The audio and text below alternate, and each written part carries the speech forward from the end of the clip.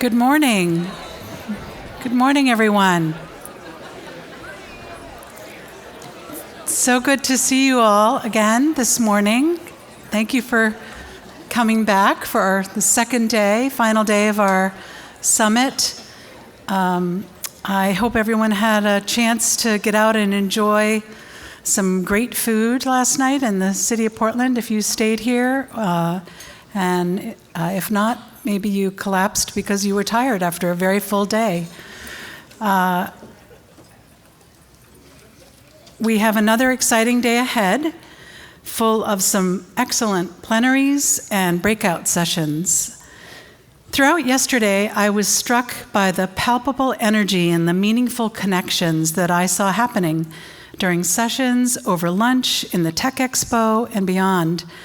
And when we first envisioned this conference, this is exactly what we hoped for.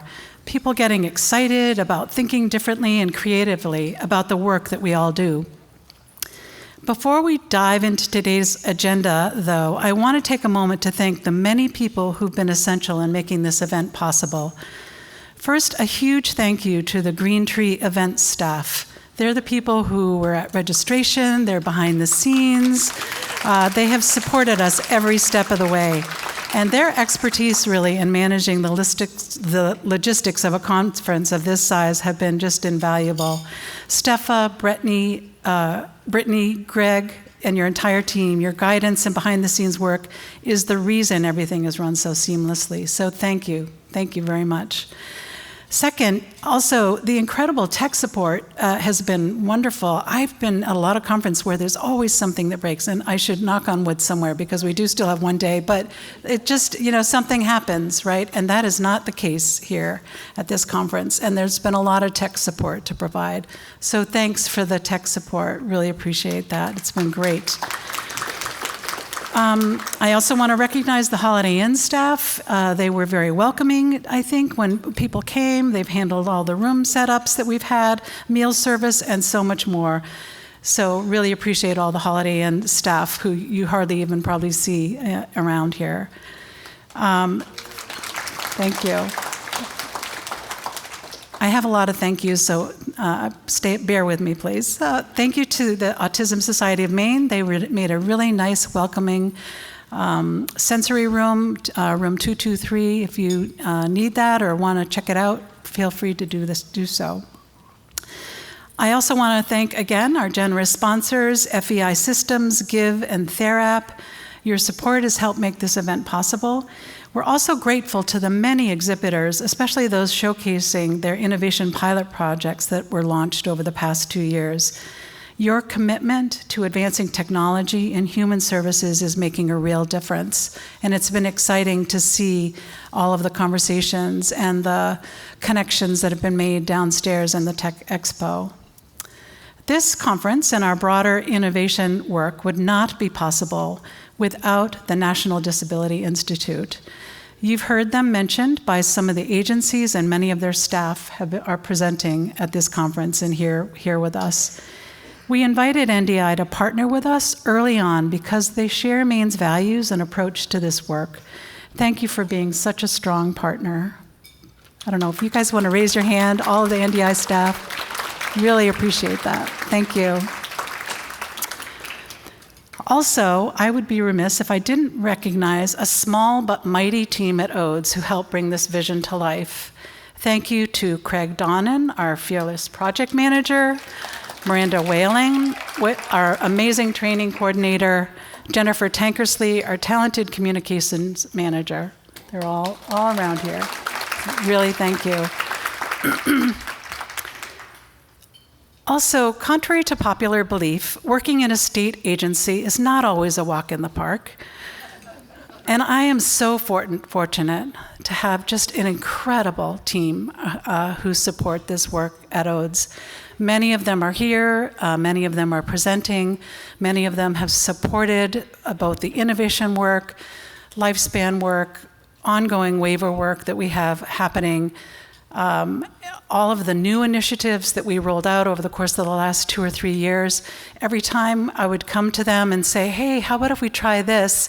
They just say, oh, how are we going to figure out how to do it? And then they work with us to figure out how to do it. So I really appreciate the support and the work that our ODS team has done over the course of the last several years, not just for this conference, but ongoing every day. Also, I want to acknowledge our other state partners that are here. We've got Department of Education, Bureau of Rehab Services, as well as Office of Maine Care Services. And we're very glad to have such strong partnerships across all of our different departments and agencies. And finally, of course, we're so glad that you all are here with us today to continue the conversations, build new connections, and carry forward the energy of yesterday. Don't forget to spend time in the Tech Expo if you get a chance. That will remain open throughout the day. It's a highlight of the summit and a great opportunity to explore some of the newest tools and technology that are transforming how we support individuals with disabilities. And in fact, there's a number of demonstrations that'll happen throughout the day. I hope you enjoy the final day of the conference, explore the exhibits, and take this opportunity to learn from and engage with, in my opinion, some of the brightest minds driving our change in our field. So with that, I am very pleased to introduce our first speaker of the day. A couple of years ago, Paul Saucier and I had the opportunity to hear her speak at a Maine Association for Community Service Providers, MACSP's, our Provider Association's conference, and we were struck by her insight, clarity, and passion for this work. We knew that her message would resonate with the conversations we're continuing to have in Maine today. Stacey DiStefano is a seasoned executive, strategist, and leader in the human services field. Her background spans mental health, intellectual and developmental disabilities, substance use, autism services, and supported housing. She's served in leadership roles at major organizations, including Resources for Human Development, Open Minds, and Chimes International. In 2021, Stacey founded Consulting for Human Services, a national firm that now includes over 60 subject matter experts supporting complex care providers with thoughtful, values-based guidance. She's known for blending strategic thinking with real-world application, always grounded in collaboration and integrity. In addition to her consulting work, Stacey serves on multiple advisory boards and is a sought-after public speaker and facilitator. Please join me in welcoming Stacey this morning.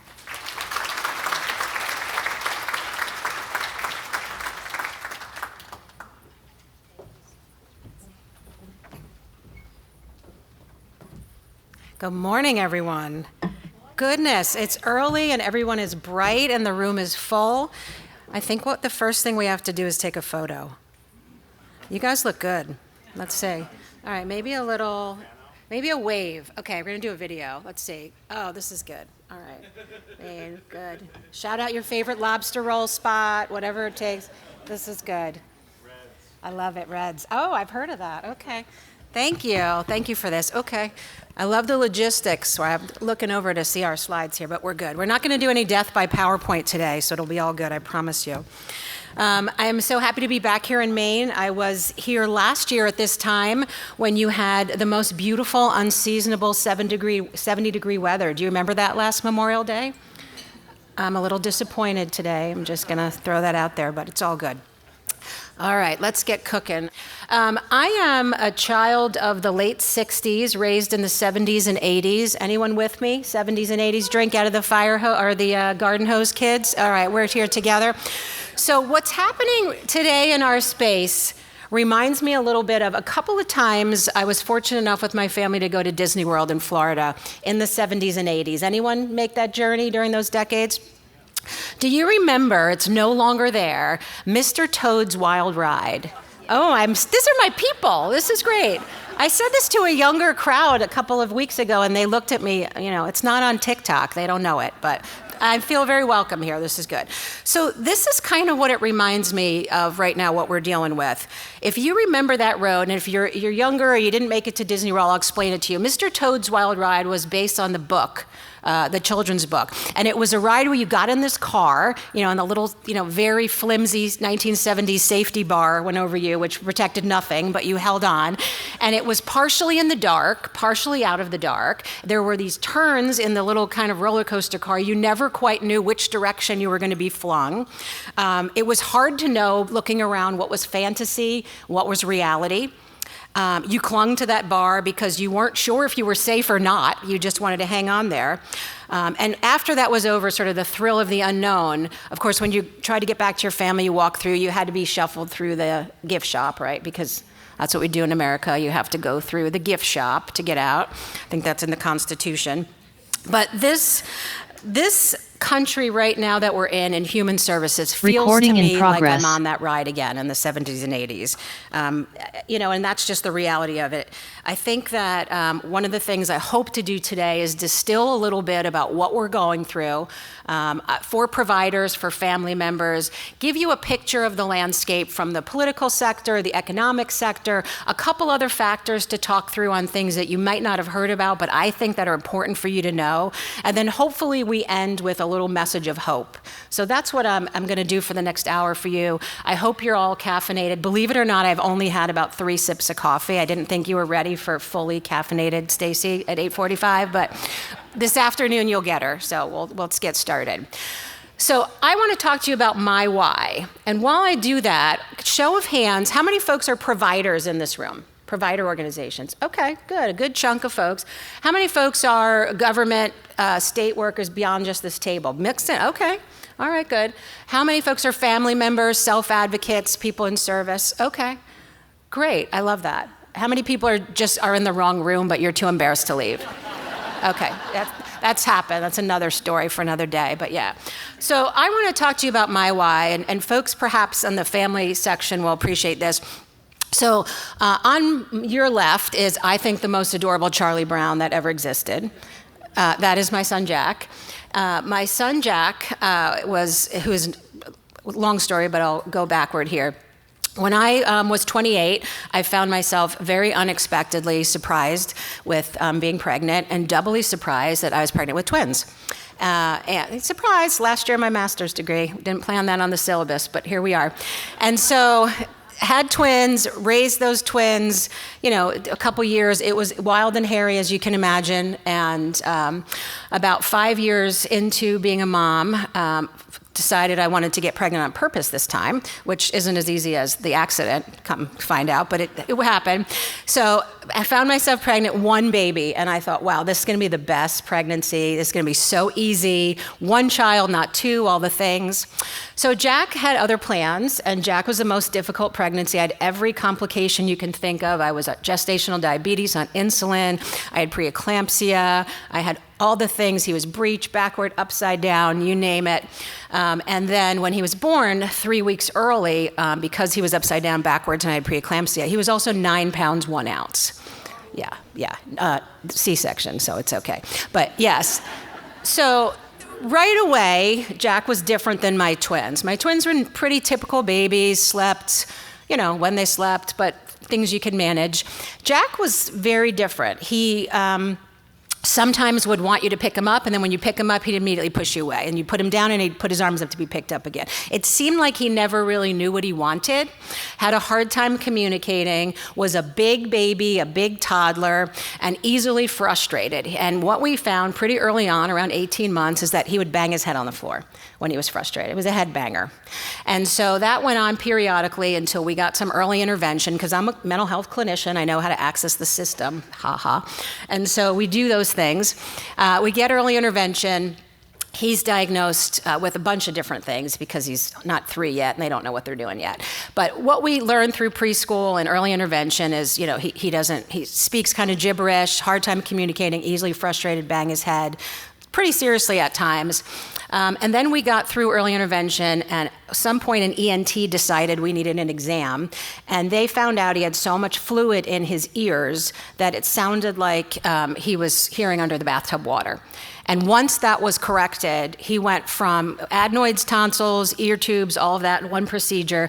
He went from being in a special education disability preschool to being in supported kindergarten, and within the first year he was reading at a second grade level and speaking and doing really well. So he was diagnosed on the spectrum. He has Asperger's, and it was a challenging, as you can imagine, grow up, but he was there. But all of the while, advocating as a mom taught me more about the system than I ever learned in graduate school or in all of my roles in leadership and human services. I was on the mental health side at that time. So I think navigating that journey with Jack really showed me what this system needs to evolve to, and learn to be an advocate for how I can help provider organizations and folks in the system to kind of have a better experience. And so your Jack, your version of Jack, can go through this system and get all that he can out of it. And so Jack is 23 now, and he's still a headbanger, as you can see on the right. He's the one with the long hair. He's in the mosh pit headbanging, which I have no say in anymore, but he's about 6'4", so there's not much I can do about that. But anyway, all that to say, my journey raising him really better prepared me for the role of helping folks in this field. And so with that, I want to dive in to all of the challenges that will make us want to bang our heads, probably by the end of the hour together, of what's happening in our industry. So I really see this as sort of a tsunami happening, and we are bracing ourselves on our surfboards to ride this tide. So here are the 5 things that we're going to talk about today. I believe these 5 things are what are impacting our industry most: economic and political pressures, the people problem of staffing, AI and technology, which we'll have another session later to deep dive this afternoon that I hope you join us, a little bit about managed care, and private equity in our space. How many folks know what private equity is? How many folks have no idea? And that's okay. I didn't know anything about that about 5 years ago either. We're going to talk about it. And it's important to understand, I think, all of those things equal what we're seeing nationally and broadly, which is provider consolidation. So across the industry, our team works with providers almost every state on the IDD side, the autism side, mental health, supportive housing, and substance use. So when I talk about our trends broadly, I'm talking about our industry, but I see that consolidation happening the most of all here when I talk about the IDD services. So it's really interesting to follow along. So I think it's important to paint a picture of how big our market is. When you see a lot of things in the news, especially with the big, beautiful bill conversation, there's lots of talks about billions of dollars in this country being cut or slashed or shuffled. So I wanted to show you the size of the behavioral health market. And when I talk about behavioral health, it's all those spokes around the wheel. So $860 billion nationally spent on behavioral health in our country. And you can see how it breaks out: children's services, mental health, IDD and long-term care, addiction services. That all feeds into a really enormous industry of services that we support. And how that spends across Medicaid looks a little bit like this. I borrowed this slide from our friends at the Institute. So you can see on the right is the amount of spending as opposed to the left, which is the population. So if I look at disability services, 14% of the US population has a disability category, and they represent 44% of the spending. So you can see why that is really in the crosshairs when we think about discussions around Medicaid and services. It's a significant portion of the spend in the United States. And what about provider organizations? I wanted to give you a macro view. When we look at this across the country, outside of Maine, it's really difficult to tell how many provider organizations exist. So if I said to you, I need you to take out your best employee, which is ChatGPT, if you didn't know that, we'll talk about that this afternoon. I want you to go to your best employee and tell me how many gas stations are in 3 New England states. You'd be able to do that. If I said I want you to tell me how many grocery stores are in the state of Texas, you could do that. How many shopping malls, how many cell phone stores, what you name it. But if I asked you how many behavioral health providers are there in the United States, it's impossible to quantify. And that's because of the way states capture the data on who's providing services. And so what we have to do is estimate based on size, waivers, dollars spent, people served. And it's estimated that there's 100,000 provider organizations nationally. And the scary part to me is only about 20% of them are tied to any state or national provider association, like Anchor, like National Council, like Maxby. And so when you think about it, that's 80% of folks just sort of freewheeling out there on their own, not attached to anything. It's hard to determine quality. It's hard to look at metrics and staffing and KPIs. So it's a very dysregulated industry in a lot of ways, not in the typical compliance kind of regulations, but in the best practice kind of way. And that extreme market fragmentation causes some pressure that we're going to talk about today. It also sort of does a little divide, almost like a Republican and Democrats, of for-profits versus nonprofits. We hear a lot of conversations around the country about that. The majority of organizations, nonprofit, that's NPOs, nonprofit organizations, operate with very thin margins. They don't make a lot of money. Some of them barely break even, and some of them actually pay their operational gaps with fundraising. How many folks here make so much money in your organization that you have no idea how to spend it? I was going to recommend a good consultant to anyone who has a lot of extra money, but okay. And so really what I want you to take out of this is when you think about a thin margin, when you think about barely making money to get by, right? That is not a way that we would expect any other industry to operate. So can you imagine, right? First of all, let me ask, how many folks have some kind of fundraiser, golf outing, gift auction, gala, something like that? A good majority of folks, that's common. But how can you even imagine if I was here presenting to, say, a conference of cardiologists? How many cardiologists you think would say, okay guys, so we need a golf outing next quarter to cover the next bypass procedure. So who's gonna sign up for soliciting donation? We just don't do that in any other sector in healthcare, except for in behavioral health. Somehow we always feel like we have to scrap and scrape for pennies to get by. And that's a problem. That's a historical problem that we need to change. But that's the reality of one of the things that we're dealing with right now. The other piece that you're seeing play out in the media and the news, and probably in your neighbors, your conversations with friends, is that our work and our funding is largely misunderstood and unvalued, right? Many folks don't know what Medicaid does or is. I have been in many states where Medicaid is called something else, like in New Jersey Care, in Tennessee, TennCare, and I've had people stand up and say, you know, I think people on Medicaid X, Y, and Z. And I have said, well, what insurance carrier do you have? I have Blue Cross. And they say, well, I have TennCare. Guess what, pal? That's Medicaid. And so part of the mystery and the problem we have is that what we do isn't widely known or accepted. So let's get into the economic pressure. Whether you're a family member, a provider, a government agency here in the wrong place at the wrong time, I guarantee you right now, things are tougher in your own home, in your own business, in your own community than they have been in a while. They certainly are for me, right? I have 2 weddings to plan in my family. It's not a good time to be buying wedding stuff. It's tough right now. So in addition to the economic pieces, wages, cost of living, cost of fuel, cost of food, cost of vehicles, the things you have to replace, paper, ink, every basic is more expensive today than it's been in a while. The aging C-suite, right? The folks who raised their hands, the 70s and 80s folks like me, we're getting old. We're getting old. And there aren't a lot of young people who are motivated to be leaders in this field coming behind us. So that starts to be a problem. If we're buying group homes, if we're renting residential facilities, whatever the case may be, real estate is very expensive. Mortgage rates are high. Health insurance for your teams keep rising. Those costs keep going up and up.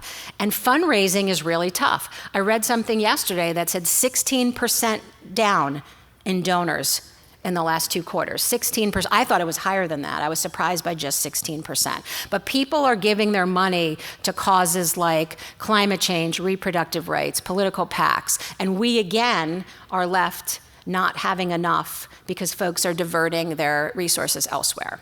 And then, of course, there's fears of recession. So all of those things are stacking up against us. On the political side, oh my goodness. The ACA, Affordable Care Act, Obamacare, same thing if you didn't know that. It's the same thing. Keep telling people that. That's at risk. It's implications for staff. There are folks who cannot, have agencies who cannot provide health insurance at cost to their employees, and their employees are on the exchange. And they get some money to be stipend on the exchange. If changes happen in the ACA and that becomes out of pocket for folks, that's going to really impact the work we do. State budget shortfalls.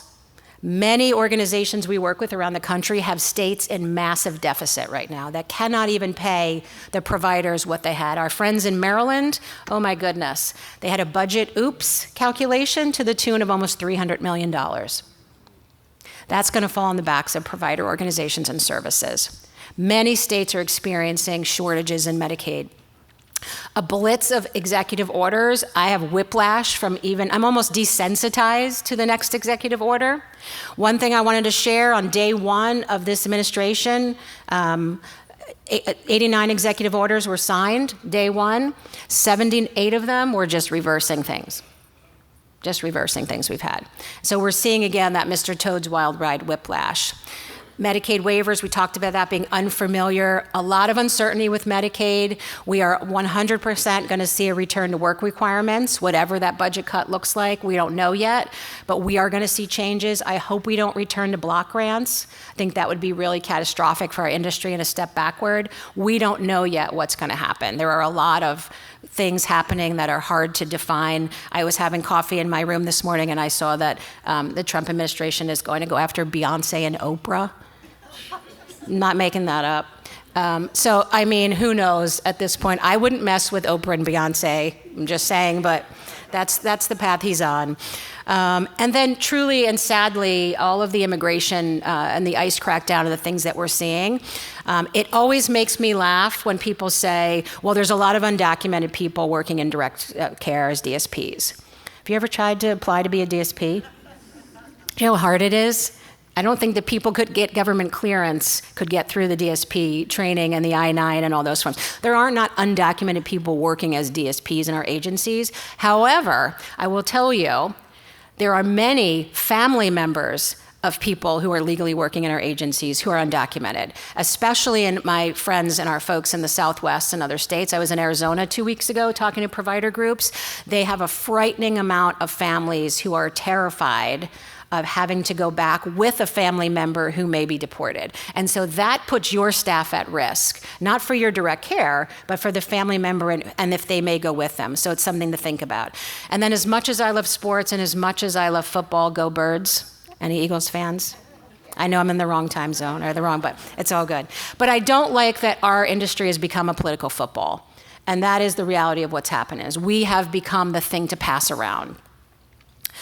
I wanted to just show you a slide about Medicaid work requirements by state, because this is definitely coming back. The Trump administration approved 13 waivers before I made these slides 2 weeks ago. I made these slides several months ago and then realized I had to constantly revamp them every week with what was happening. So this was about 2 weeks ago. You can see that Maine is in there, and we're thinking about more and more states having a work requirement. And what that means, if you're not familiar, is that in order to get entitled for Medicaid services, you have to prove you're looking for a job if you're able. What that cracks down to, what we saw in the last Trump administration, is an unbelievable amount of administrative burden and paperwork for provider organizations who have to track who still has Medicaid. It won't be as bad for our folks in long-term care and IDD, but folks here who have behavioral health outpatient services and substance abuse services will be hammered. Because you could deliver a service today that you find out next month wasn't covered, and there's no way in real time to know that. So it's administrative chaos. So how are we feeling? Have I started your morning out well? Are we good? Are you putting something in that coffee based on this? I know, I'm with you. We'll get through it, hang in there. So let's talk a little bit about the people problem, staffing shortages. Is Maine any different? Do folks here have more than enough people to work for you? Oh, you don't? Okay. Well, you're not alone. So on the top end, let's talk about the leadership issue first. So I love this as I've embraced my new silver in the last year and a half, this phrase silver tsunami. We have seen, and I was one of these folks, people who led their organizations through the pandemic. I was COO of a 7-state provider organization through the pandemic. I actually started in December of 2019. It was a great time to start 7 states of residential care, crisis services for medically fragile, disabled adults. It was good. It was a good time. Led that through the pandemic. And by the end of 2022, I was toast. 24/7 care, staffing shortages, PPE, who's vaccinated, who's not, all the things. I was tired, and that's one of the reasons I decided to shift and start this firm. But many leaders said, I felt like I wanted to stay and see my teams through. I was ready to retire, but I stayed on. And now what we're seeing is folks raising their hand and saying, Uncle, I'm done. I've put in my dues. So we're seeing this exodus that is causing a major shift in provider organizations because not every area has an executive pipeline of folks willing to step in. And so we're seeing more mergers and acquisitions, we're seeing more collaborations, and we're seeing more folks leave the industry. The interesting thing about leadership turnover and succession gaps, as we're calling them, is we're seeing that accelerating, like I said, but that can really destabilize your operations. So if an organization loses a leader without proper succession planning, without careful transition of that institutional knowledge to the next team, it can really lead to issues like low morale, like donor relations, like closure of programs if folks don't have past and shared knowledge about what worked, who served best, who are the other folks in the industry that you need to talk to. And the reality is our field is not attracting new leaders. There are not groups of millennials who are leaving master's programs who say, I cannot wait to be an executive in a nonprofit human service organization. It's not a sexy, well-paid job. We know that, right?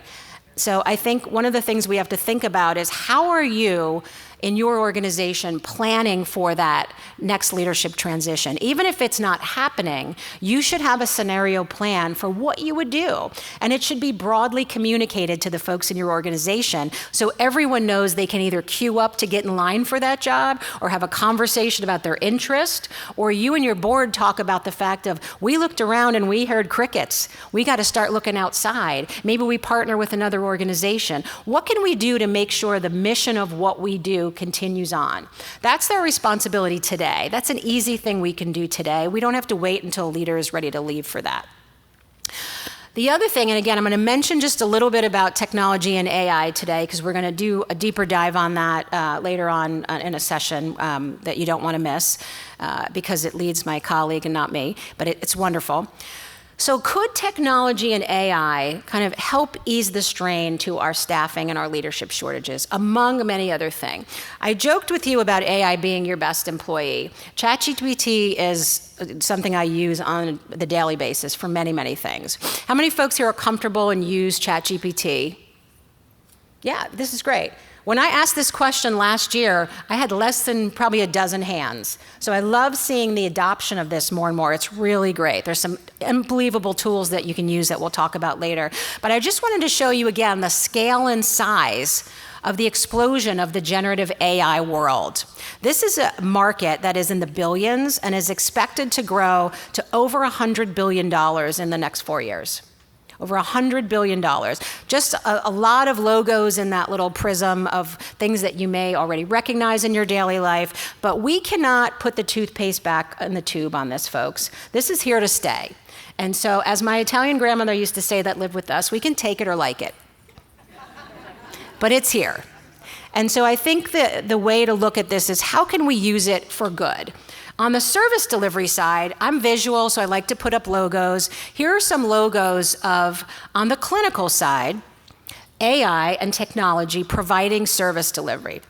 Now, full disclosure, I'm on the board of Florio Tech. I love it. I think it's great. If Florio was around when my son Jack was younger, this would have been a game changer in his care. So as an example, Florio Tech is a virtual reality tool for people who have autism, nonverbal, verbal, limited verbal skills. It teaches life skill trainings through gamifying that life lesson. So you put on the VR set, maybe the lesson is how to safely cross the street, and it shows a character doing that, and it follows the tracking, the eye movement of the person in the headset. There's a BCBA on an iPad who sees what the child doing this sees and can guide them and prompt them and help them learn the lesson in a safe, cartoon-like environment, and it's been amazing. It's amazing. Everything from learning to cross the street, making friends at the lunchroom, interacting with police, if you're a teenager, all brushing your teeth, anything you can think of, and it's been fabulous. And it is a private equity-backed provider.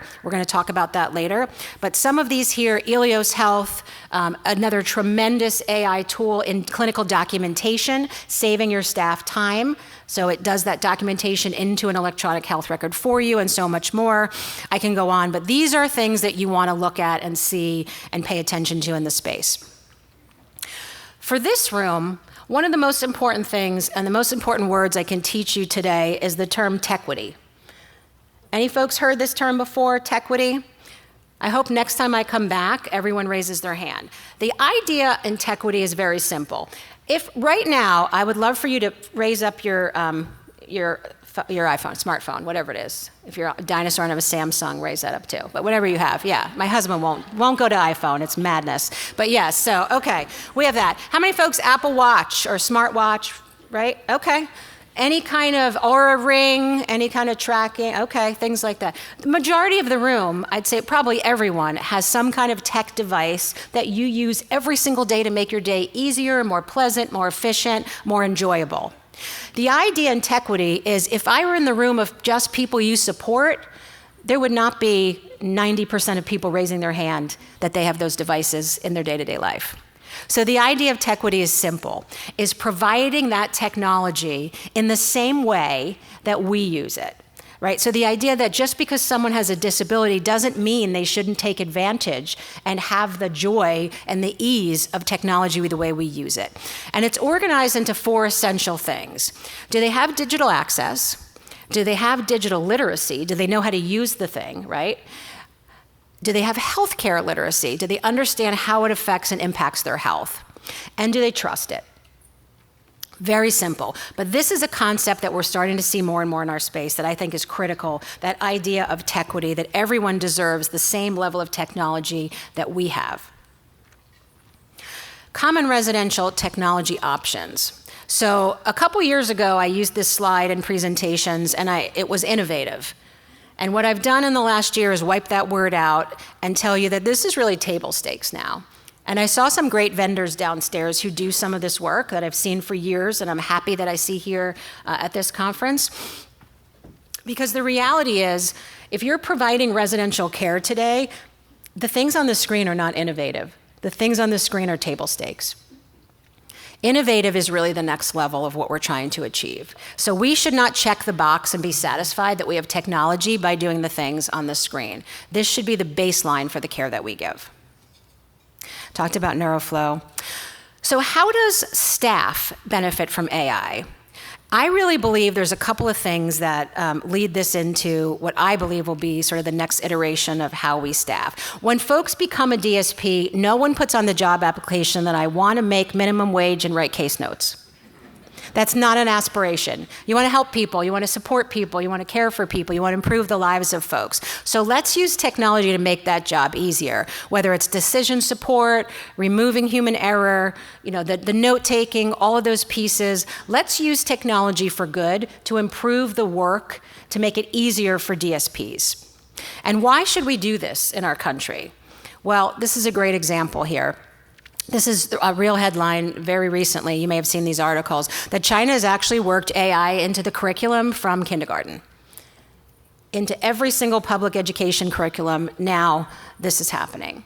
If we were doing this in our schools, certainly fabulous, but if we were doing this in our agencies, could this help our leadership pipeline? Could we train clinical folks Like me, I started as a clinical person that went through the leadership journey having to learn things about budgeting and forecasting and revenue cycle. I didn't learn that in my Master's of Counseling program. Nobody taught me what a pro forma was.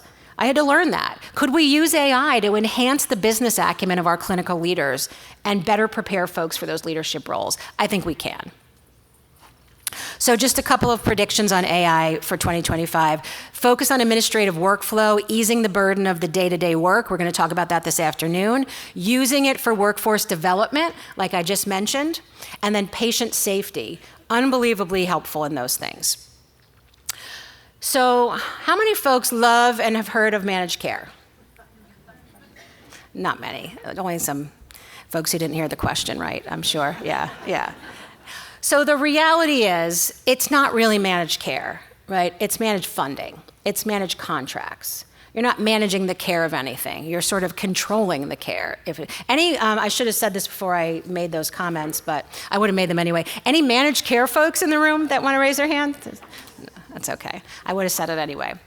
But the reality is, the answers to the big, beautiful bill that we're hearing about, where the savings is going to come from, very likely will be more managed care in more states, because that is the way that states can capitate costs. And payers are looking for providers to help understand how to serve the populations. They're not the experts. So when you interact with managed care in any way as a provider, just remember that you are in the driver's seat and they're the passenger. They don't know where they're going. They've never seen the GPS.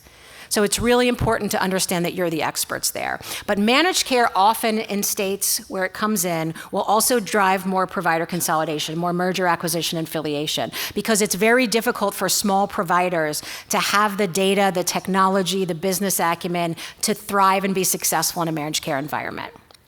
This is the number of states that have managed long-term supports and services. That's what the MLTSS stands for. I believe at some point we will have no unmanaged care in our country. It's just economics. I don't think that's great, but I think that's the reality. There is a rise in popularity of what we're calling payviders, which may be a new term for you to learn as well. Anyone heard of the term payvider before? A couple of folks? So a payvider is simply when a payer acquires a provider organization or vice versa. It doesn't often happen in the vice versa, but think about like CVS and Aetna. How many folks, CVS, Aetna, right? So you're a payer, now you own a pharmacy, they also own Carbon Health, Signify Health, home health care, so it becomes what we call a vertically integrated network. It's one vertical that owns the whole service delivery system. And that causes a lot of problems for competitors in the space, but it creates a lot of savings for the payvider, and they can refer to themselves through that vertical loop. And so there's an interesting piece there where private equity and venture capital tie into this. And I think it's important to educate folks every time I speak to a room like this, who they are and why they're here. And I am not here to say it's bad or good, because I've worked with some very mission-driven private equity firms that I was proud to work with, and I've worked with some really bad actors in the nonprofit space that I would never work with. So just because your tax status is 501c3 or not is not the decider of good or bad. So what is private equity? It's very simple. And again, do not feel like you're left out of the loop if you don't know this. I didn't know anything about this term probably 5 or 6 years ago and have been very fascinated ever since. So a private equity fund or firm just raises money from a variety of sources. It could be high net worth individuals, could be companies, it could be pension funds, could be a whole host of different things. The how doesn't really matter. What they do is they get paid a percentage to manage that fund, to manage the money. And the goal, of course, is to provide value and cash and wealth for the shareholders. There's nothing, that's very American. There's nothing wrong with that. There's nothing wrong with doing that. Private equity firms get paid about 6% to manage the firm. To manage the fund, rather. So if you have $1 billion fund and you get paid 6%, that's pretty good, 6% of $1 billion. Private equity gets paid 20% for a positive transaction, as sort of like, think of it as a commission or like a real estate commission. So 20% of $1 billion is a lot better than 6%. And so private equity is incentivized to buy and create value and wealth for shareholders and stakeholders. They get more money when they do that. They look for businesses that are already profitable. So when you see VC or venture capital, that's what I call like gambling on a good idea. That's the startups, the good ideas, investing early. That company's not making money yet. But private equity invests in something already established. And just like flipping a house, if you're going to buy a house to flip it, you're not going to buy a brand new construction, beautiful build. You won't make any money on that flip. You're going to buy something that needs some work. And based on the tools in the toolbox, and based on if you're a good construction worker or your cousin's a plumber or whatever the scenario is, that will determine what kind of house you buy, how much work you can do to it. The same with a business. So depending on the private equity team, they'll buy businesses that they can fix up and improve and then sell to the next person, usually in 3 to 5 years, for a profit. That's how it works. It's pretty simple. So why in the world are they interested in our sector when we just said 20 minutes ago, nobody here is making fistfuls of money? Why are they here? It's an interesting question. So they believe Medicaid and waivers specifically are what they call a predictable, long-term, stable funding source. So unlike in the, say, addiction space, where you have to constantly get new people into your program, once you have a waiver for life. And so they see this as predictable. They also believe our industry is not what they call professionalized. They understand it's fragmented, but they also understand that we are, like my story, social workers, counselors, clinicians who sort of grew up and had to figure out how to run a business. And they all have fancy MBAs, and they started out knowing how to run a business. But they don't often have the clinical heart and the understanding and the why. They don't have jacks in their story. So I think that puts them at a disadvantage. But the reality is we have to give it to them. They do know how to run a business. And so they come in and they professionalize, figure out, let's say a mom and pop organization. Someone starts a small series of a few group homes, grows it to maybe a $5 million provider structure. They want to retire. That's the perfect wave for private equity to come in and buy that for-profit entity, small provider, professionalize it, tuck it in. It's called a tuck-in at that point. Tuck it into other services they already have, increase the margin, they make it work. How often do they do this? Pretty darn often. So I wanted to show you healthcare broadly. This is the deal trends from last year, 2024 on the far right. So you can see the little colors. The one you want to look at mostly is the green. That's behavioral health. That's where we're included under. The most significant number of transactions are in behavioral health in private equity. So this is nationally. So the number on the left is the number of transactions, about 400 transactions last year of significance. This does not represent nonprofit transactions. This is the for-profit side. So even more when you factor in the nonprofits, there's no way to track those, just like there's no way to track the number of providers. So we often have a difficulty of comparing apples to apples.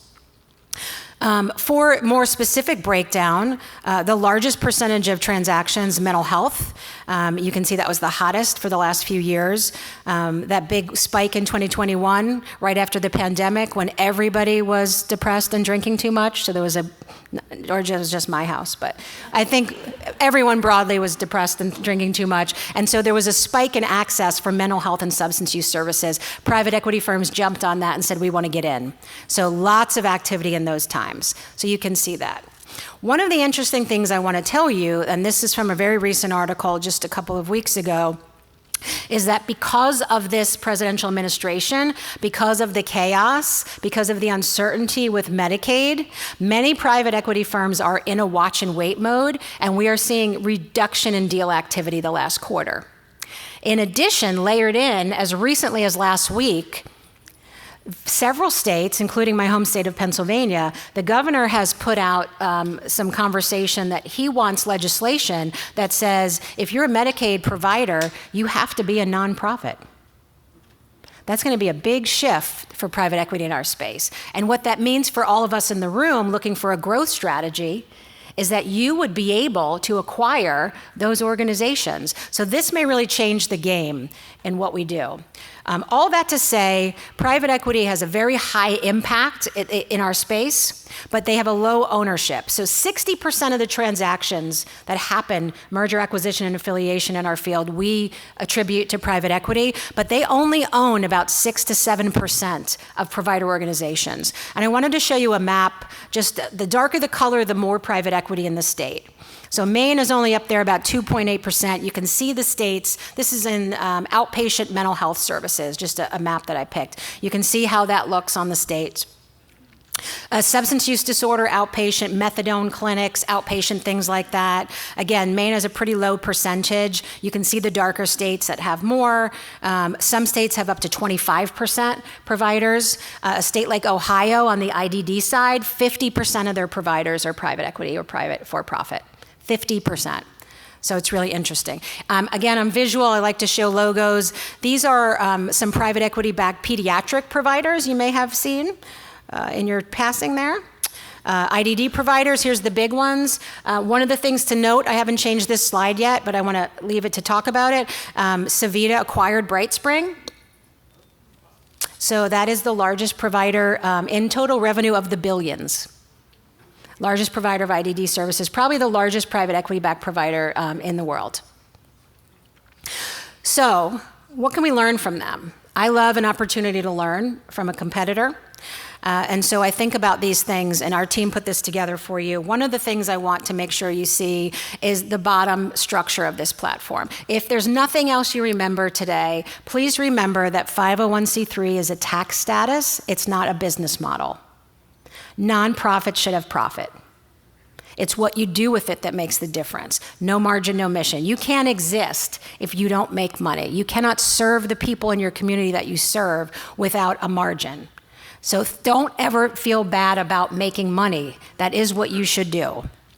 Using data and technology. I remember being a provider many, many years ago where once a year to renew our contract, we'd bring a binder of photos of success stories, right? And we would go to the state and say, look at Johnny. He has a job at the grocery store. He's so happy. Here he is waving to the customers. They love him. And they'd say, that's terrific. Here's another contract. Remember those days? Those are gone. It's about metrics. It's about data. It's about outcomes. And so let that data infiltrate your agency as much as you can. Developing systems of scale. I know that Maine is a state where every single provider is less than $50 million total revenue. Am I wrong? That's very small. Those are very small. We're going to talk about that and the implications of that in a minute. Private equity understands the benefit of scale and size. I'm not saying get big for big's sake, but there is leverage and economies of scale in being larger and a bigger seat at the table. And then assessing, restructuring. There is a constant level of self-assessment happening on the private equity side, where I don't see that with our clients on the nonprofit side. So something to think about there. All of that has come to this section, which I think is really important, about merger, acquisition, and affiliation. And the underlying message for folks in this room really is what got you here today, this morning, will not get you through the next 5 years. It just won't. We are in a completely different Wild West where the president is suing Beyonce and Oprah. I mean, anything goes. It's wild. What I want you to think about in here is my least favorite thing to tell you, but it's the most honest thing I can tell you working with organizations across the country. You are either at the table or you're on the menu. If you don't have a growth strategy where you're thinking about how we should scale, how we should be sustainable, how we should thrive, if you're not thinking about who you should partner with to grow, I assure you that somebody has you on a list to have that conversation about you or with you. Remember, 100,000 providers nationally all doing their own thing. There has been a rise in what we see of mega provider organizations, even on the nonprofit side.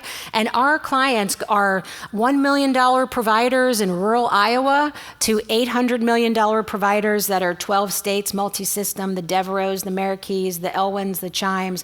Those are our clients, but a lot of our clients are very small providers in rural settings as well. And all of those clients are thinking about a growth strategy. I will tell you that right now, at this moment, we have seen more transactions, more merger and acquisition and affiliation conversations than I've ever seen in the 30 years I've been in this business. Our firm right now has 8 active transactions in our pipeline that will close in the next fiscal year, and 2 of them will create the first billion-dollar nonprofit provider organization. They don't know about each other. It'll be fun when that happens, and I get to see who goes first. But that is a change I have never seen in 30 years in this industry. We are seeing a rise of large providers for scale and for safety. You can withstand what Medicaid if you're, the changes in Medicaid if you're larger, greater economies of scale. Think about that. This Maine example, very proud of the leaders in this room. You've seen press releases, you've heard talk about it. Our new organization, 3 Rivers. These women understand economies of scale. So if you have a provider that's $20 million in a state. How many folks are around $20 million? Anyone? A few? That's big here, I know. That's not a big provider in other parts of the country. If you have 5 providers in an area that are $20 million each of them have an executive director, a CFO, residential support, an audit, insurance costs, all those things 5 times over. If they merge and become a $100 million organization, you have one of those. Administrative overhead goes down, economies of scale. Usually by year 3, you see significant savings within an organization. And some would say it's actually a misuse of Medicaid to have so many small providers and high administrative overhead. That's how I think this administration is going to start thinking about M&A. But M&A is different for nonprofits. There's a twist there. So we talked about private equity and how they collaborate a little bit and how they pull things together. But there's a little different twist when we talk about nonprofits, because on the nonprofit side, there's no owner, right? You can have a CEO or an executive director, but they don't own the agency. There's nothing to buy. So when we talk about M&A or acquisition, affiliation with nonprofits, it's really just a change of control. It's a board change of control. So when you have for-profit organizations and you have private equity-backed organizations, you're buying based on revenue generation and some estimate called EBITDA. You may have heard that before. Not important to know on the nonprofit side. But basically, it's a guess of how profitable you'll be. And the price to pay is some multiple of that EBITDA that guesses how much money they'll make when they sell you later. That's kind of how it works. On the nonprofit side, we do it differently, right? So our organization does lots of M&A, matchmaking, and we start with mission. We want to make sure on the nonprofit side that mission is aligned. So if you're looking for a partner in this room, you're not going to start with, what does your balance sheet look like? You're going to start with, do you do the same kind of work we do? Do you think about leadership the way we do? Do you think about person-centered supports the way we do? What's your philosophy about behavioral health and other things? And you come together from a position of strength and a position of alignment on mission. All the finance stuff is important, but that comes later. That comes later.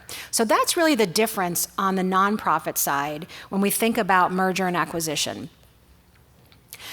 These are the most common types of merger, acquisition, and affiliation that you've seen in all of the deals that we talked about. But I will say mostly what we see are the 3 kind of on the bottom right corner there. A merger are when organizations come together and they create a new company. They sort of give up it's kind of like getting married, right? You give up your last name, you give up some sleeping on the right side of the bed, what are the things you give up? But you come together and you create something new. An affiliation is when an organization comes under the umbrella of another organization. The parent company has control, board control, legal control of that entity, but you can still operate like yourself. And here I would say Living Innovations, right, and Mosaic, which is a great long-term client of ours, great leadership. They have taken organizations in an affiliate model underneath theirs. It's part of the family of, right? That's the affiliation. An acquisition was one entity acquiring or tucking under it other organizations.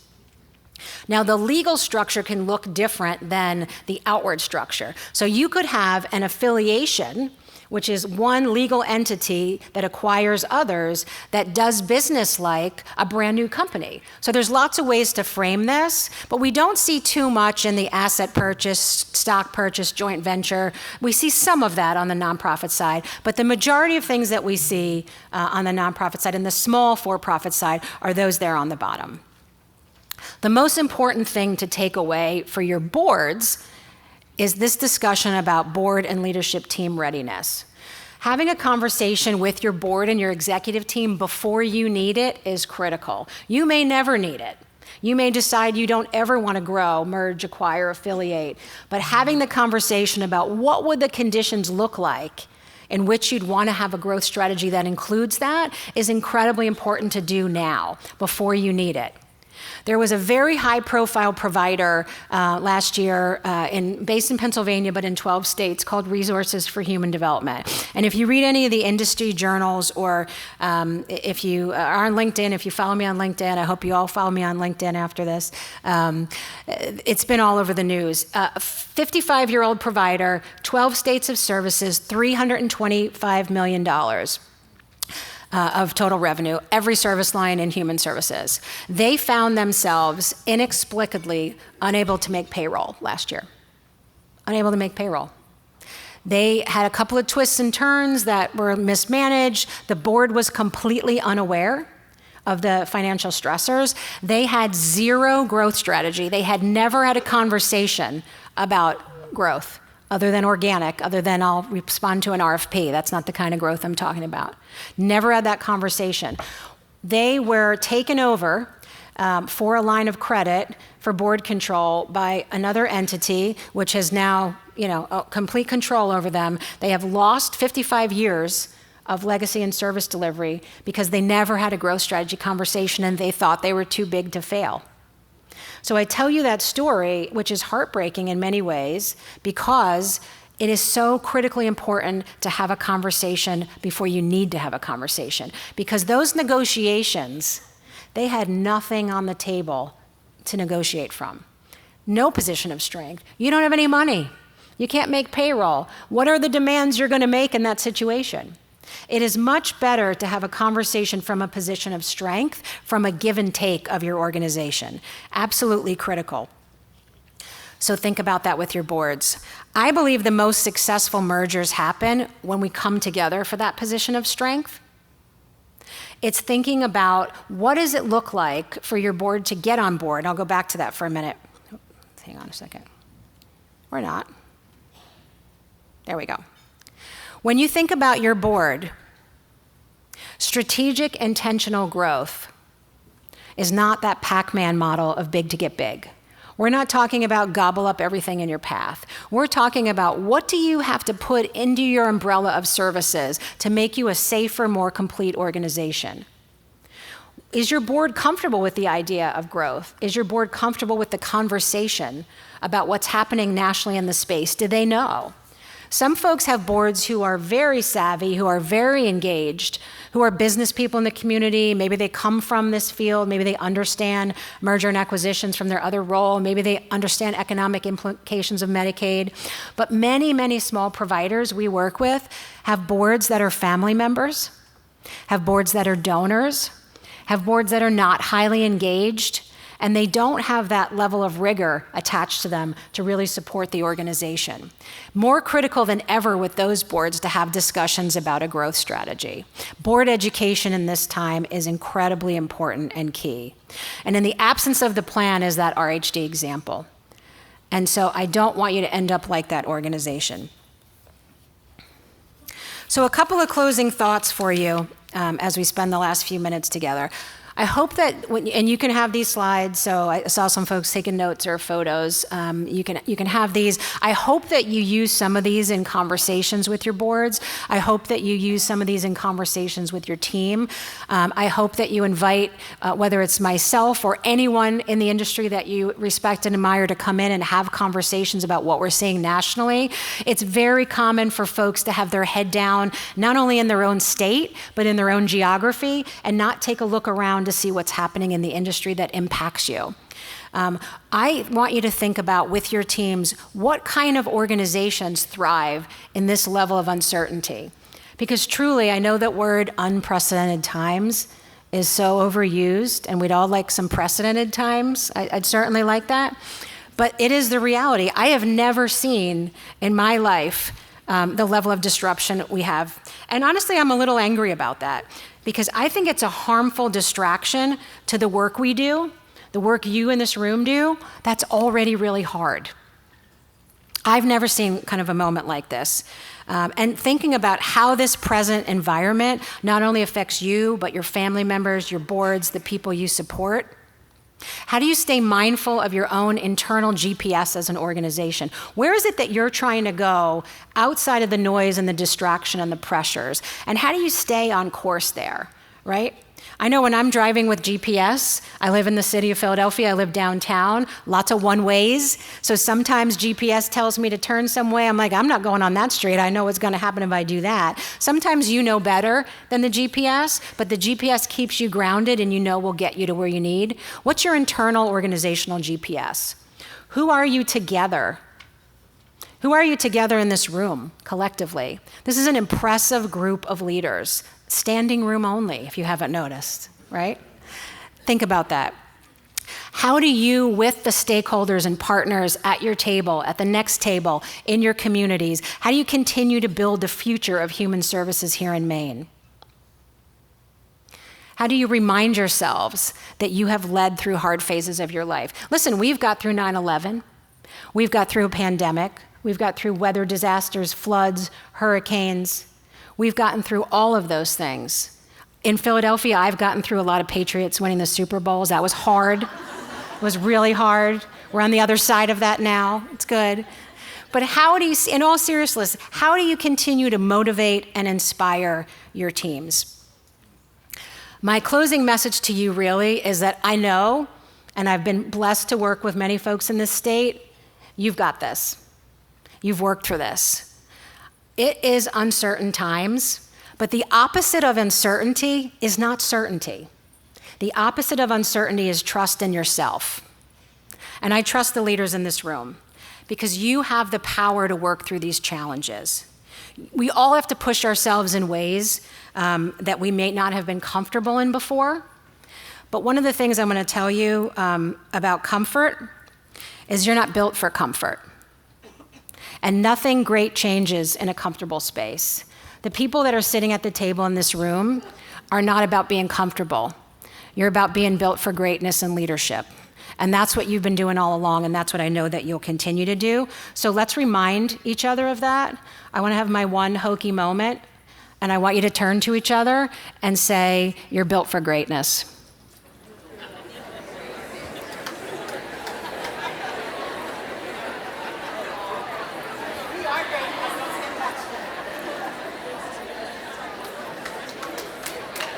Yeah, you are. This is for you. I mean, oh my gosh, this work is hard, and I appreciate so much all that you put in the industry. I appreciate being invited back here to Maine again. I would next time appreciate it being a little warmer, but it's okay. I won't hold that against you. I just will ask you, please, again, connect on LinkedIn. I post a lot of resources, a lot of articles. I'd love to stay engaged with folks in the field. Reach out for anything that you may need from us. I'll be around all day. Come to our AI session. If there's anything we can do, share stories of your own with me. I would love to have that. But thanks for having me. And then I will not keep you for your coffee break. Thank you.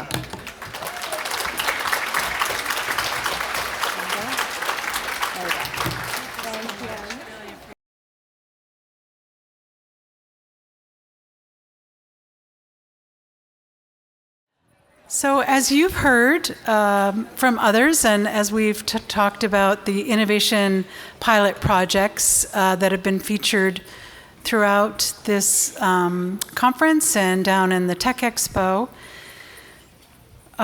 they were developed and approved by ODES with the goal of piloting new services that will soon be part of Maine's lifespan waiver. And as we've mentioned, one of the hallmarks of this new waiver is that for the first time, it'll include services for youth as young as 14. So we were really thrilled when Disability Rights Maine put forward this project, which will be highlighted by this panel, to a service or supports or project that's designed to equip young Mainers with the knowledge and skills to advocate for themselves and work effectively with their support teams to pursue their goals and achieve long-term success. So drawing on the voices of youth advocates in classrooms and community support programs, this presentation aims to demystify how to build meaningful relationships with young people and raise awareness about the support gaps that they often face. So with that, I'm going to turn it over to Kate Turpin, who's going to facilitate this panel. Thank you. Thank you.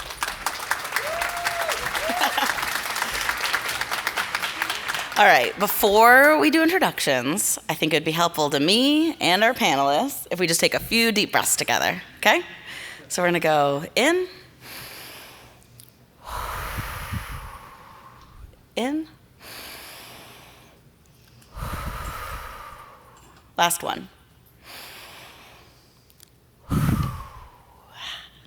This is gonna be fun. So why don't we start with introductions? I want to go last. Can we start on that end and come down? Tell me who you are. Okay. Hello, my name's Kyle Pelletier. I'm a self-advocate. I was working with Speaking Up For Us. By the way, they are a fantastic self-advocacy organization. I just want to give them a plug and all the hard work that Monique, Stacey, and Lori have been doing.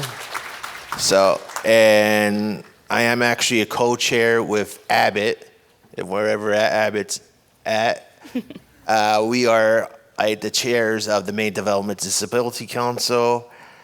I started as a position as a official self-advocate trainer in Aroostook County. I'm the only one.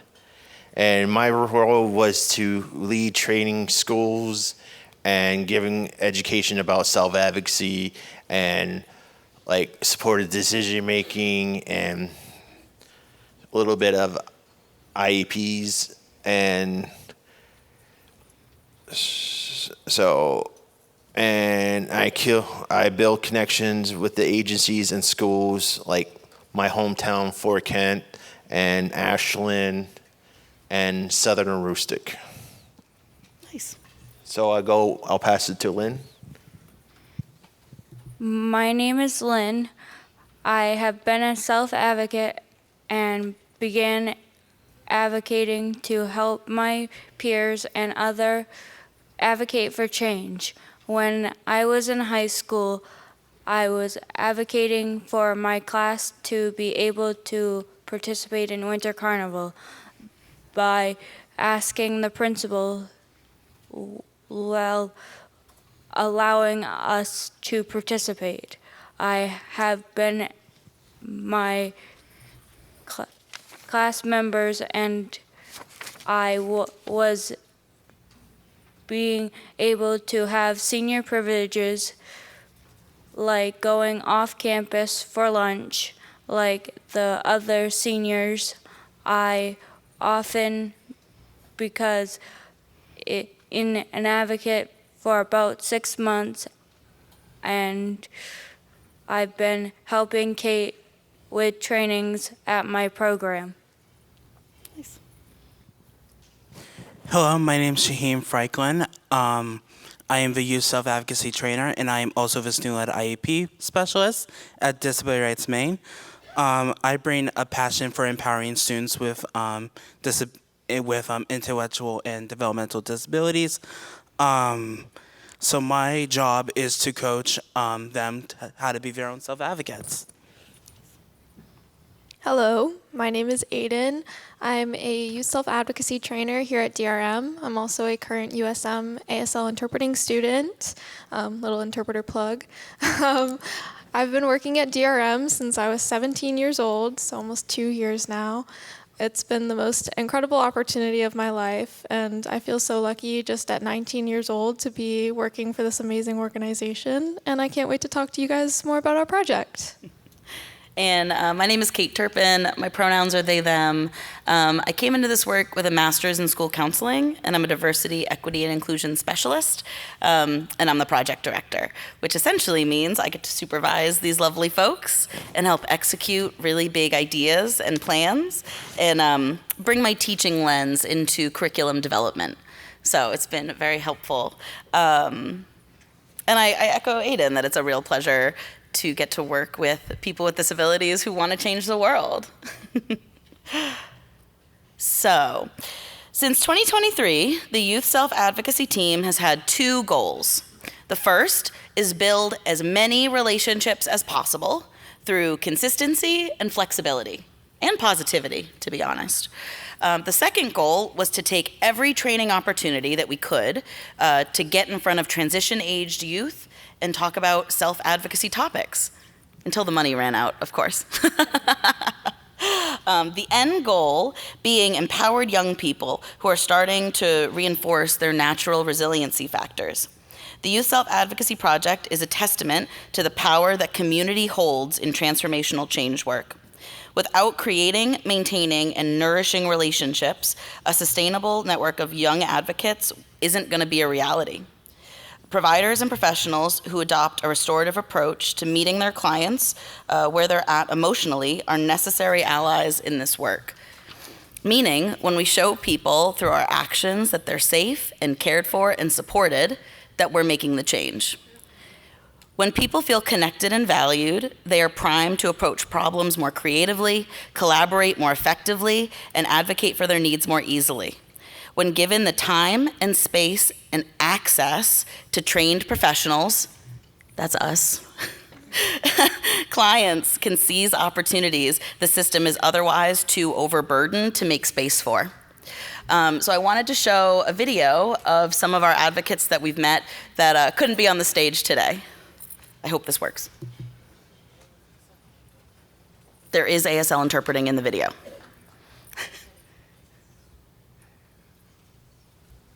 Oh, there's no sound. No problem. There are captions. I have to take control by prioritizing efficiently on the most important situations that need to be taken into consideration. Asking for help. If you don't ask for help, then nobody can help you. It's important because you're essentially telling other people what your needs are and fighting for them if necessary. But it basically helps people to know how to best accommodate you and how you would be able to be fulfilling your potential in the easiest way possible. People in the whole world know about disabilities is to show them patience of how they actually see a person who has a severe disability. They might seem to be a bit too uncomfortable at first, but then you notice that the more and the more you kept thinking and going through this idea that maybe a disability would actually mean the whole world a lot if you actually give them like something to support them through. Speak up for what you need and also what others need, because you're not the only one that needs those things. There may be others now or in the future that need those accommodations, and by you speaking up and saying, I need those accommodations, you are helping those other people. I would say that I know that it's scary because, you may get shot down by people who, seemed like they would be advocates for you as well. But at the end of the day, you only really have yourself to advocate for you. There is no one else who can advocate for you as well as you can advocate for you. So I'm curious, in your own words, why was relationship building a core part of this project? Who wants to go first? I think they want you to start first. I guess so. Okay. as like building a relationship just gives more encouragement to speak out in your own lives and find the right connections to make life better. Young people with disabilities need someone who has been in their own shoes to help them and guide them and mentor them, because we needed them before. When I was younger and I connected with my friends and some of the special education teachers, it was very, very important, because after I transitioned to adulthood, really I didn't really know what I was going to do. It took other self-advocates to actually mentor me to actually become a self-advocate, and doing trainings and mentor this fantastic team today. So, and I want to look up to encourage them more what I'm doing today. Jeem, in your own words, why was relationship building a core part of our project? Because relationships are everything. When people are feeling like they're seen, heard, and supported, they start to believe themselves. That's especially true for youth with disabilities, who are often overlooked or underestimated. Encouragement is powerful. It says, I see you, and I believe in you. When we build strong relationships, we build trust. And when there's trust, you feel safe to take risks, speak up, and grow into what they're meant to be.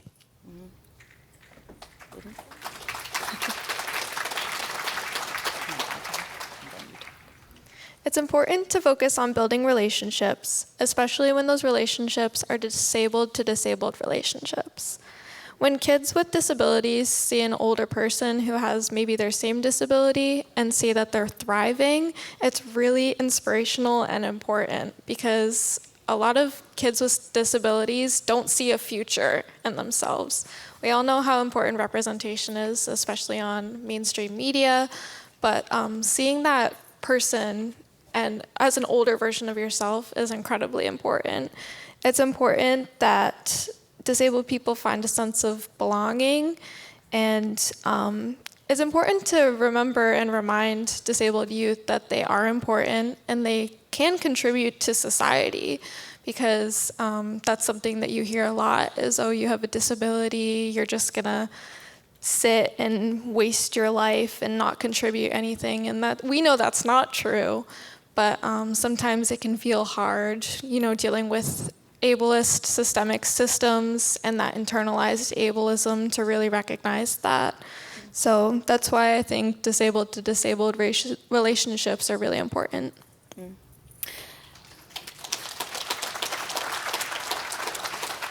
Yeah, far too often we have seen disempowered and disenfranchised young people that perpetuates the cycle of professionals doing for rather than with a consumer or a client. We actually met Lynn at a training through this project, and it was really important to build relationships with an advocate who was wanting support. Lynn, can you talk a little bit about our relationship? From two of we have seen, That's okay. Here, just talk to me. Like, what did you like so much about connecting with us? I wanted to be an advocate to help my program and stuff. And something I remember when we were prepping, you said to me was you saw that DRM was coming for a training, and it felt like a door had opened. Yes. Because why? Because I always wanted to be an advocate for other people. And I remember you told me that you thought DRM only came in when like something bad happened. Yeah. And it was cool to have this opportunity to like, wait, you want to empower me? Like, you want to teach me some stuff? I want to learn some stuff. Anything you want to say that we missed? I like how DRM helps people not just for any problems, but in day-to-day life. Cool.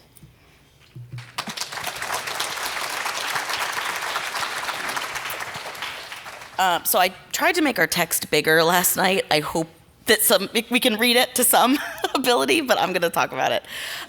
When we started this project, there were so many different topics or ideas that we could have provided direct instruction on. Advocacy 101, so the rectangle all the way on the left, was kind of our foundation. Jaheim and Kyle spent the most time doing those lessons that included introduction to self-advocacy, alternatives to guardianship, person-centered planning, conflict resolution. And in the year that we were really developing that content, we trained about 632 transition-aged youth, which I think is like just really impressive. Then when we started building those relationships and we were not wanting to leave schools or programs, we would ask, what do you want to talk about? Like, what do you want to learn? And overwhelmingly, we heard, we want to talk about dating, we want to talk about relationships, and we want to talk about like our sex lives. Gonna be blunt. And so we said, absolutely, let's find some evidence-supported curriculum to get this information across and have discussions that are meaningful and something that people have been waiting for. And that started the Empowered Together curriculum, which comes from Mad Hatter Wellness, although we've definitely augmented it to be something very different now. I think Aiden probably spent the most time on that. And we trained 678 youth in about a year, which just as impressive. I heard a wow. Yes. And then starting this late winter and spring, Jaheim, really in earnest, started planning a student-led IEP unit that he built from like the ground up that was engaging, it was artistic, and it was really student-centered. I don't really want to talk for all the things that you did, so I'm curious, like, tell us about the work you did. What was notable? Okay, well, in Aroostook County, I have a fantastic advocate that I work with all the time and doing trainings all the time with, and her name's Mary Green. If we go, like there's times we plan going like to a training and she tells me, okay, Kyle, you can meet me at Caribou, we jump in and we'll all go together. And she treats us like me and my wife, like taking us under her wing and just spoiling us. Yeah. And it's just doing more trainings about like supportive decision making, like doing with Megan, grievance reports, and just telling my story as a leader and bringing new opportunities to schools and give more value in life to it. It made me think that there's a lot of things that we need to do in the future but we're just starting. Like these numbers, we can do more. And if we get this opportunity to do more, we can do it. Yeah.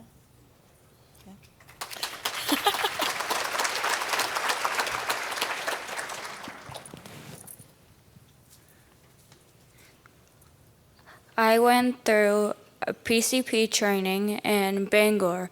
Something I learned is that I can ask for a PCP meeting anytime. I ended up learning more PCP trainings at my program. The other participants of the work I did was with the dating classes. I went to my program. I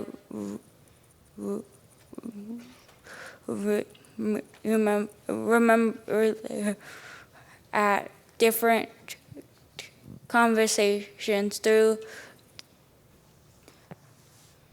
teaching about relationships, and I liked the way people at program talked about it it after class, and now we often a little joke about it.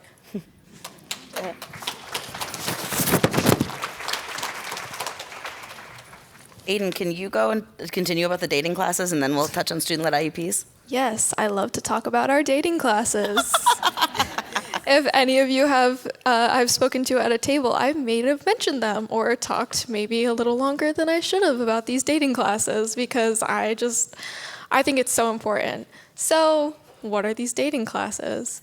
So we were going out into day programs and really finding that older people with disabilities had not learned about consent. They had not learned about different types of relationships and boundaries that they were entitled to as a human being.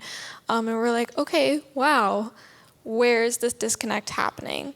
So we started going into different high schools and going into special education programs and teaching basic sexual education and health classes that otherwise were not being offered to these students.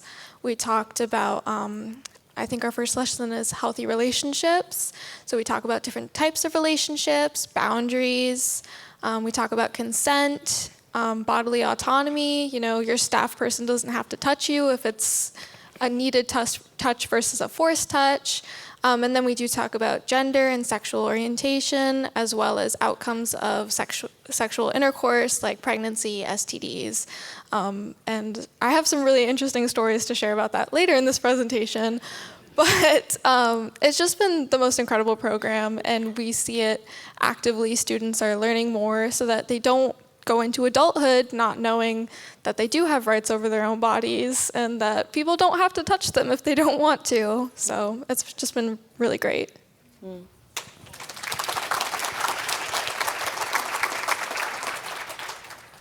So student-led IEPs has been my main focus for the past few months now. So I designed a 4-lesson unit on helping students understand the different parts of an IEP. So I cover things like who's on the IEP team, what are your goals, what accommodations are available to you, engaging in conversations and activities revolving around transition planning, and someone's hopes and dreams.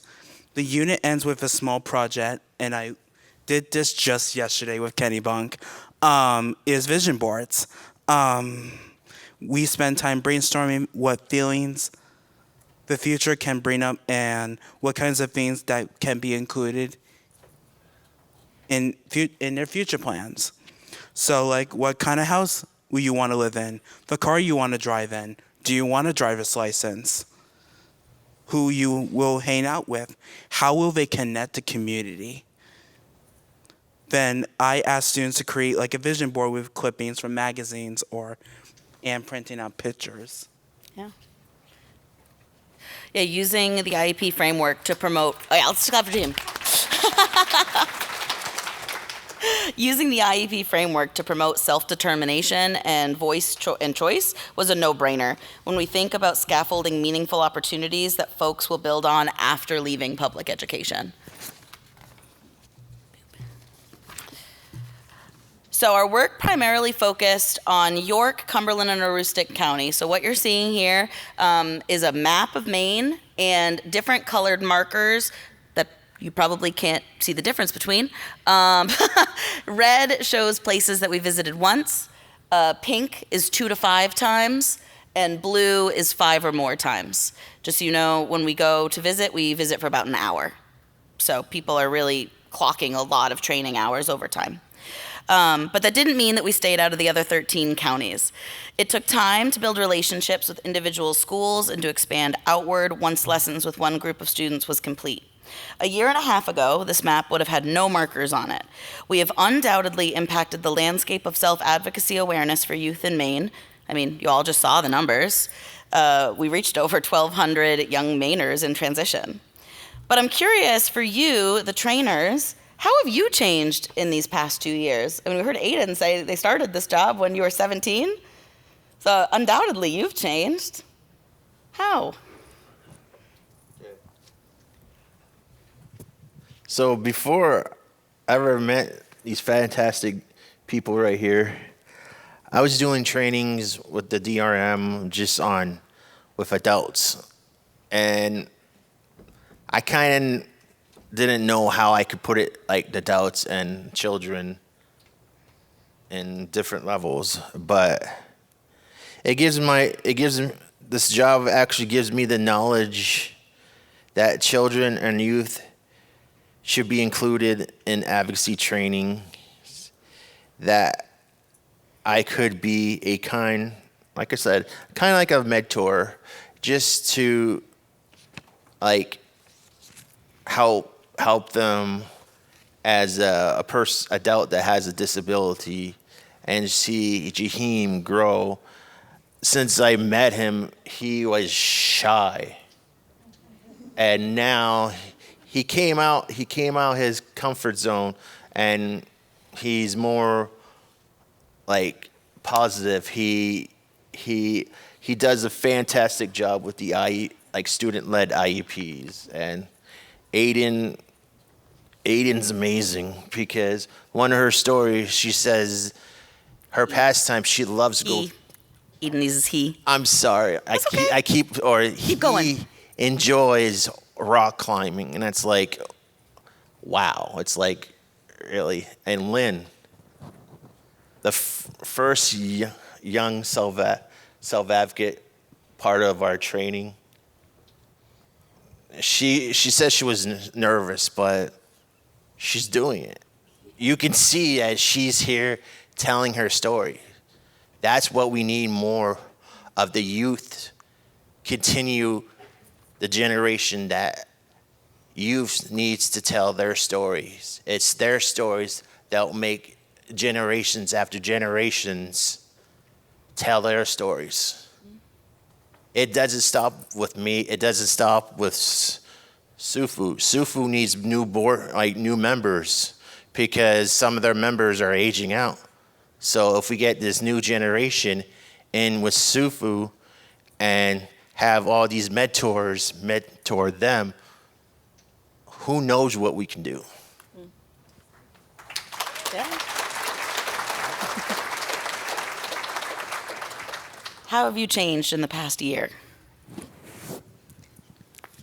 I changed by breaking down barriers for other people and being able to be a part of a team that I enjoy being around, and been able to do a lot of opportunities that I wouldn't otherwise be a part of.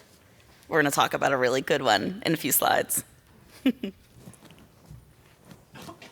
So a year ago, I was passionate about helping other people, but I just did not know what I could do and where to put that energy, to be honest. To be honest with you, a year ago, I hated public speaking. I hated talking with thousands of people. But a year now, and look at him now.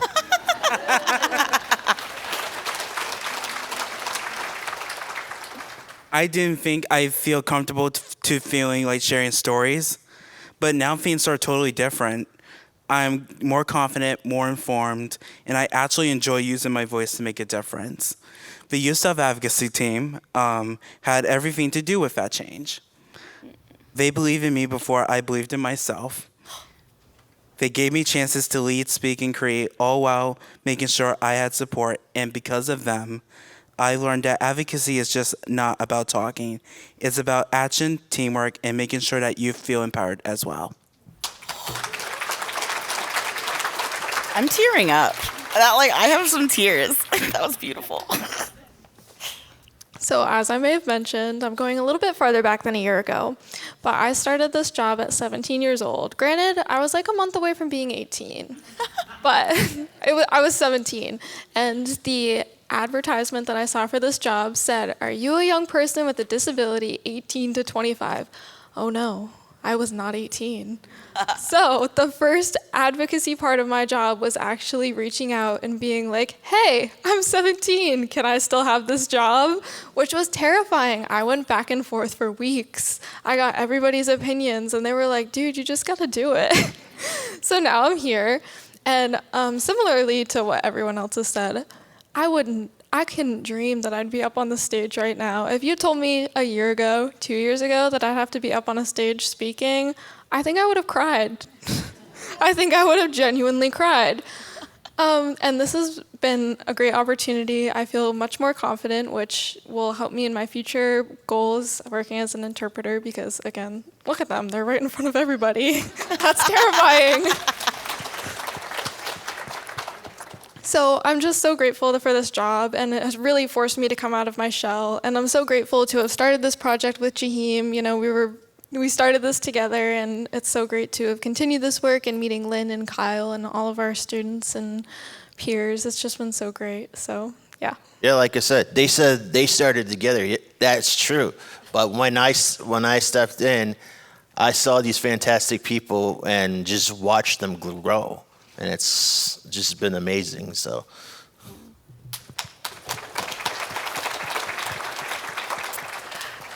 So unrelated to my job, I volunteer with an advocate whose name is Rook Buttons.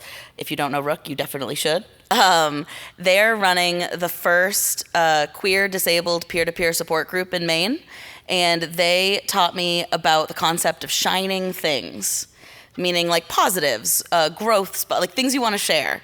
And so in an effort of bringing in another advocate, I want us to talk about some of our shining moments, some of our really positive times. Just to outline what's on the screen, the first picture is Jaheim at the Inclusive Education Conference, where he was definitely best dressed. The middle photo still is. The middle photo is a student at South Portland High School who's doing a risk continuum of behaviors from least risky to most risky when it comes to either getting pregnant or getting a sexually transmitted infection. The last picture is a picture of Aiden doing our intro to self-advocacy lesson. And I'll go first. My shining thing. So the bottom, this note card, we do an affirmation lesson. It's like positive wishes to ourselves. And this person in the class wrote, "Someone said I am weak, fat, stupid, and a coward. I will prove them otherwise, and they will regret that decision and will take back what they said about a strong, skinny, smart, and brave man." And just like them putting those words on a note card, like, that is such a shining thing, like that they want to prove somebody wrong. And so I wanted to share that with you. My question to our panel, tell us a story about a shining thing, a really exciting moment. So my shining moment was the time that Mary Green and I did a training in Holton, and after there's one of the teachers that came up to me and actually said there was one of the students that wanted to actually sit down and talk to me. I said, well, I'm happy to talk to the student. So the student came and he goes, I want to be a game warden. And I'm trying to do like the right things to be a game warden and like stay in school, do this.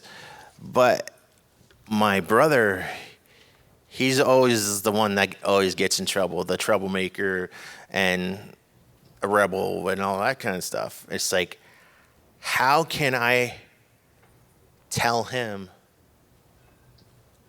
the things that you're doing is not right? I said, the actions that you're doing right now, continue being in school, pursuing your dreams of being a game warden, and just do the right things, you can be the mentor for his brother to be whatever his brother wants. And I tell this to like my the SUFU members. I said, listen, that's like things you do as a leader, as self-advocacy and all that kind of stuff actually puts you through a door of other opportunities. Then when I was at Fort Kent High School, where I'm at, I had a kid that says, after that training, says, "Thank you, Mr. Pelletier," and it's like, it just make me feel like I'm worth something, that I have people that are actually looking up to me and all that kind of stuff, that I'm doing the right thing and doing what I want to do and be a mentor for other kids that have disabilities. So.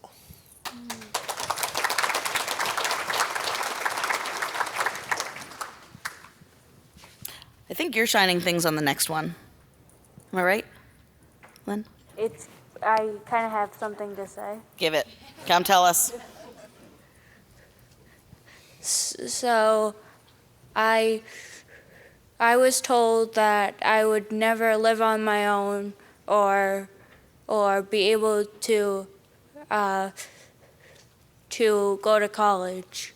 I went to college for about a year and got kicked out, but was able to get my own apartment on my own.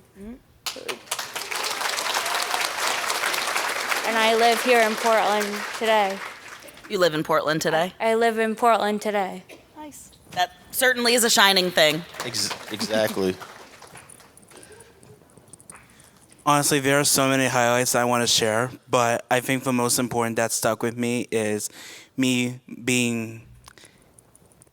creating the student-led IEP project. I got to interview students who were in their IEPs that wanted to share their experiences.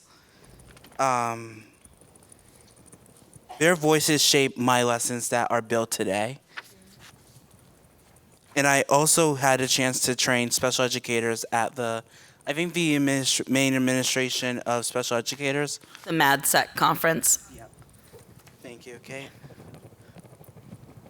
On top of that, I was invited to speak at Maine's first ever Inclusive Education Conference back last April. And I want to shout out to Titus O'Rourke, who has been a major help to my project. So I want to thank you for that. But honestly, the real highlight for me is seeing that students actually have a voice in their own education.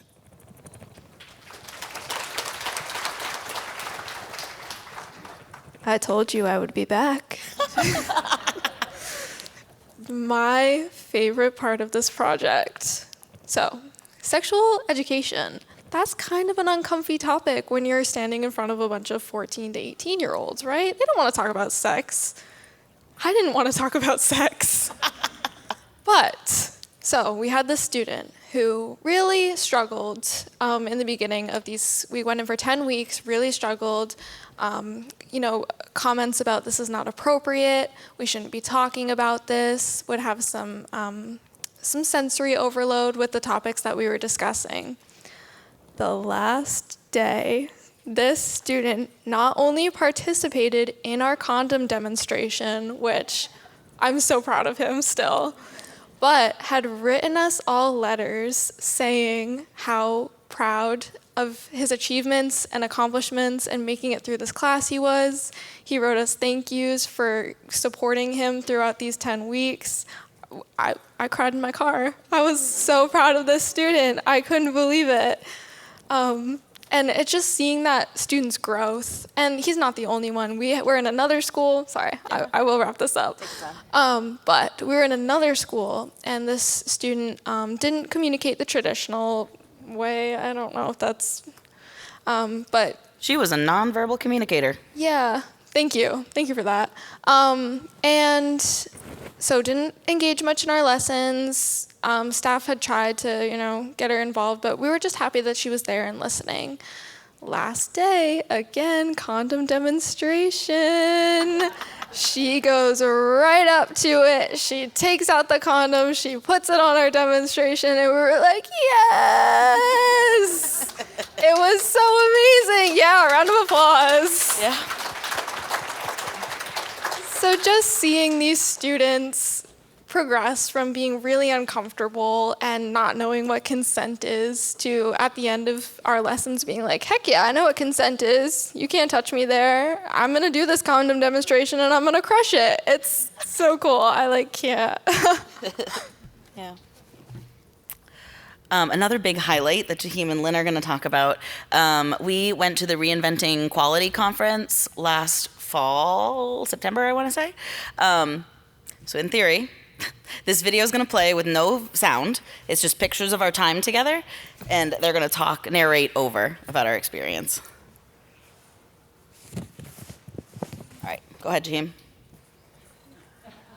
Isn't it right there? Can I see that? Oh, the notes are different. Oh, okay. Oh, good catch. Do you remember the conference? Okay, that's fine. I thought it was in Baltimore, right? Yeah. So we went to the Reinventing Quality. Interrupt me when you have ideas. Lynn, too. Do you want to share, Lynn? Yeah. Okay, go ahead. So I went to this conference. I was invited by Kate to go, and I was so excited to go because I wasn't sure if I was going to be able to because of my day program. Mm-hmm. But they supported me all the way to go to skip program and to be able to go. And it was so much fun. I got to explore Baltimore. I got to go on the ships in Baltimore and go into the Baltimore World Trade Center and be able to have so much fun. I was able to have my first drink of my life. Actually, I think we're gonna see the clink. Oh, the clink is coming. I know it. And got to play in a splash pad. Yes. And Jahim, I remember yes, oh, there's the splash pad. Jahim, when I read your reflection about this conference, what I'm remembering is how important the messages about equity and inclusion were, and how we need to take the diverse perspectives of the people with disabilities we're trying to support into account when we're creating the framework, when we're creating the plan. I think the other thing that I remember you saying was it was really cool to be able to network with people all over the country. And remember that advocate on God who made the app? Yeah, so it was just really neat to meet other empowered young people and get to explore Baltimore. Oh my gosh, we finished the trip going to the aquarium. If you have not been to the Baltimore Aquarium, I super suggest it. And I think it's important to talk about this because I think people with disabilities, at least in my perspective, are discounted. They're not come on, let's go on a trip to Baltimore. It's all about the barriers and the challenges and getting that to happen. And this was a moment where we threw out all of the challenges that we were gonna make it happen, and we were gonna have it be fun, and we were gonna go at the pace of the slowest person, and that it was a real life memory that we created together through this project. We wouldn't have been given this opportunity without this project. Oh my God, that drink was so fun. Oh, we were nervous to fly, and yeah. All right. We got through that one. So, while we were talking about positives and shining things, we're not immune to challenges. A term I quickly learned when I entered this field was dignity of risk, which really helped me reflect and reframe barriers or challenges as meaningful learning opportunities. Still frustrating, absolutely, but using a growth mindset, mistakes or failures provide so much helpful information.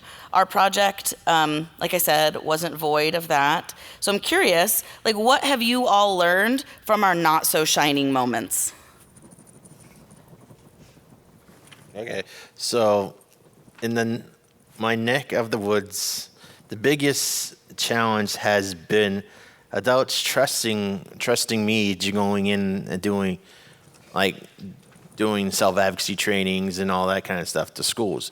Yes, I told you I went into my hometown, and I went to Southern Rustic in Ashland, but there's other schools I could have went into and tried to get into, Madawaska, Caribou, Van Buren, on in, I think like, I went in Holton, like probably Hodgson, and it's like I had a special education. I met with the special education directors there, and they said they would love to have this, but we were just gonna give it to the teachers and have the teachers contact me. So it's like me hunting them down just to get an answer and say, well, if we need something from you, we'll give you a call and you can come and do training. So it's like, okay. The youth that have disabilities need these trainings. It's important for them to speak out. The teachers say they speak out, but for what? When they transition to adulthood, they still don't know what they're going to want to do. Yeah. So that's my challenges that I had.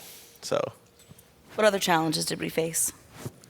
One of the challenges I faced was when I was doing my lessons, staff and clients were speaking why I was trying to train, and it wasn't very fair because when I was trying to speak, they're shouting across the room to other staff and interrupting my presentation. Yeah, so even when you have the training and the plan, just getting disrespected because of who you are. Yeah. Jaheim, Aiden? Like any important project, we definitely face our challenges. One big one was making sure that our materials were accessible and inclusive for everyone we worked with. Another challenge was learning how to support each other through different communication styles and comfort levels. We had to be patient, flexible, and really listen to each other. But I think one of the hardest things for me was I emailed some schools and they did not respond to our emails or just didn't seem interested in our project. It was frustrating because we knew our trainings could make a difference. It felt like some adults didn't believe youth, especially youth with disabilities, could lead meaningful conversations about rights, consent, and advocacy. But even when it was discouraging, we kept on going. We leaned on each other and got creative and stayed focused on the impact we knew we could make. Yeah, so I totally agree. Getting into schools was a challenge. It was very difficult. Nobody wanted to let us in. Nobody wanted to talk to us. Could you imagine if I had called you on the phone? Hi, I'm 18. You want me to come in and do a training for you? That went over really well.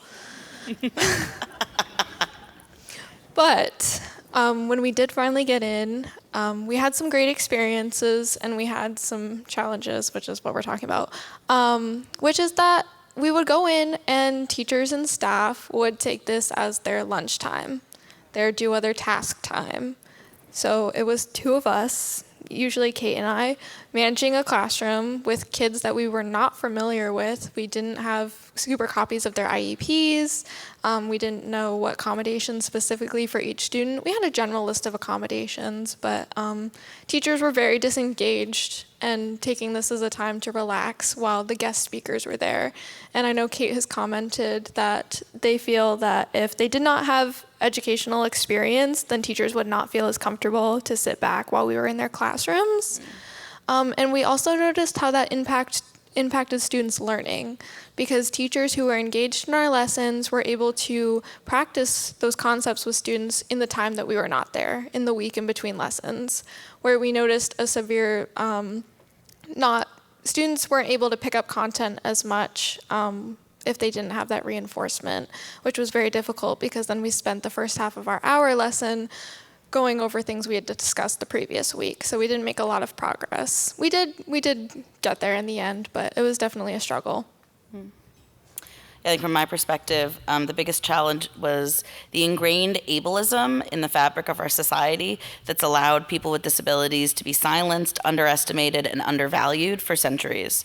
The potential contributions that these creative, observant thinkers could have made in all areas of life have been denied meaningful opportunity.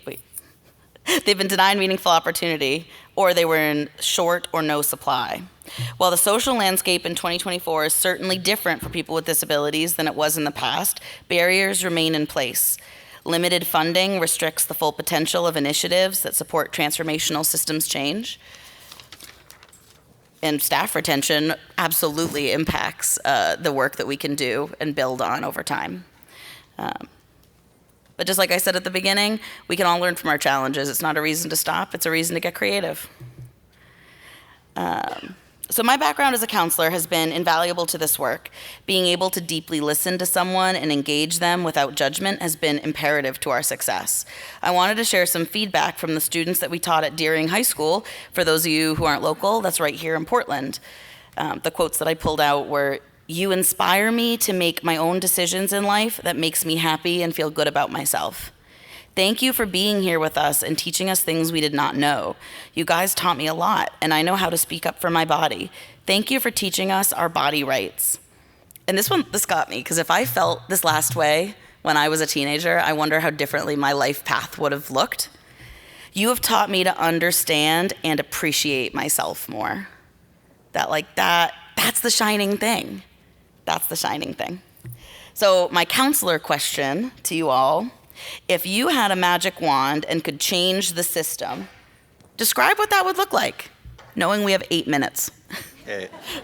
So, yeah, we have 8 minutes. So this project would continue, and that kids in Maine would get the knowledge and feel more comfortable with speaking up for themselves, and it would make their transition to adulthood more smoothly and could build a stronger generation of people with disabilities, and wish there will be a better security where people are uplift those with disabilities.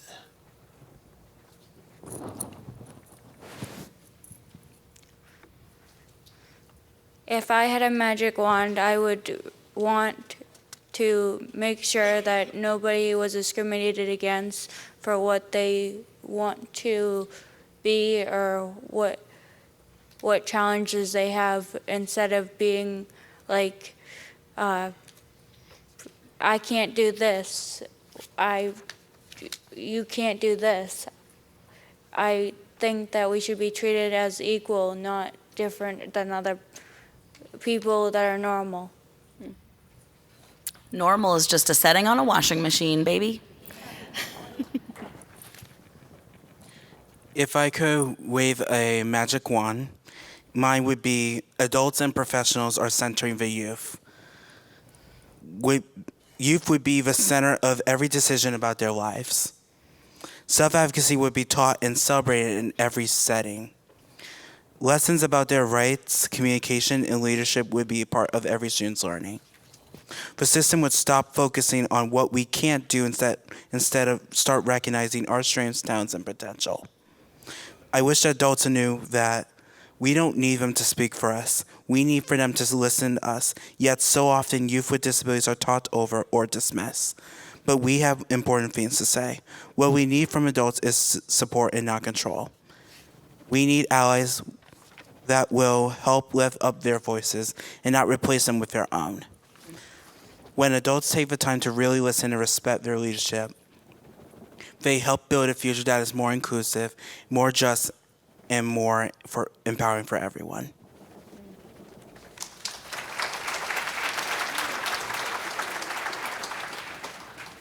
Yes, I agree with that so hard. If I had a magic wand that could change the system, I would want to focus on adultism and the belief that children have nothing to offer just because they don't have life experience, because we know that's not true. And also, infantilization. I wish we could do away with it altogether. I think it's ridiculous. And children with disabilities grow into adults with disabilities, and people in their lives and society don't realize that adults with disabilities are adults. There's no reason to treat them like children. So that is what I wish I could change.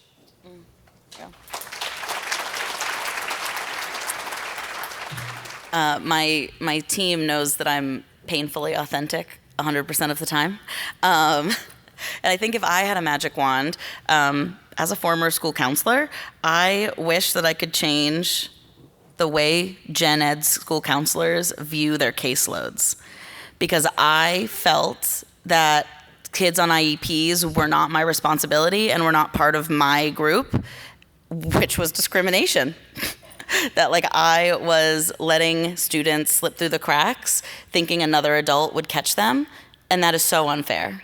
That like if general education folks treated kids with disabilities like they were part of their own, I think the whole world could look different. That seems like such a no-brainer, and let's clap for that. All right. And that like I think when we start like being painfully authentic about that, like I left kids out. That like you can recognize it in yourself, and then we can move on together, because somebody said it yesterday. We do the best that we can, and then when we know better, we can do better. And I think that's very true in this moment. So, all right. So we got question. It says questions, but I got a question for Kate. For me? Yes. It says, in what different have you seen between working with kids with disabilities and those who do not? Okay. All right. So I've thought about this for a little bit. I think one of the biggest differences or like inequities that I've noticed is that students are only given support based on their diagnosis code, when what I have seen is many more students can benefit from accommodations that would benefit us all, but they're not offered to them because they don't have a diagnosis. And so like if we just start offering general blanket accommodations to everybody, then no one is going to slip through the cracks. Yeah.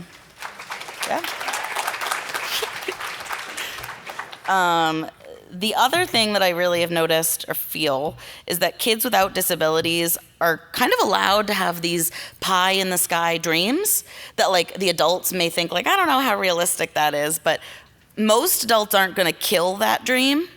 Where what I've seen with youth in transition, unfortunately, there are all too many adults just jumping at the opportunity to kill that kid's dream. Maybe it's for well-intentioned reasons, like I want to stop you before you get all these great dreams of grandeur. But in reality, that's another inequity, that like all kids, all young people should be allowed to have pie in the sky dreams, and for us to support them and wait for that governing body to tell them like they can or can't. Like it's not my job, right? I'm just there to support and help. What was I gonna say? I've seen so many students who spend hours of their days restocking the vending machines and cleaning lunchroom tables, which makes me think back to Hope's plenary yesterday, that's really not true inclusion or self-determination, but it's a tired move dressed up in fancy buzzwords. That has always really bothered me, and the illusion of work experience has always bothered, like, that's not true inclusion. Even in high school, students with disabilities are treated with kid gloves that rob them of the tools they need to succeed as independently as possible. That's my answer to that. We have a minute. I don't know if anyone has a burning question. Okay. Seeing none, this is a training thing that I do. And I'm not gonna be able to see all your answers, but I want you to show me on your fingers how much you feel you got from our plenary. So if you hold your hand up, 5 fingers means, wow, I got a lot from this time together. 3 or 4 is like, I got enough. 1 or 0 is, oh God, I got nothing. Please don't come back. All right, what do we see, folks? What numbers do we see? I see a lot of 5s. Right? I see a lot of 5s. I see some 4s. And let that be on people with disabilities on the stage. They should always be on the stage and center. Yeah.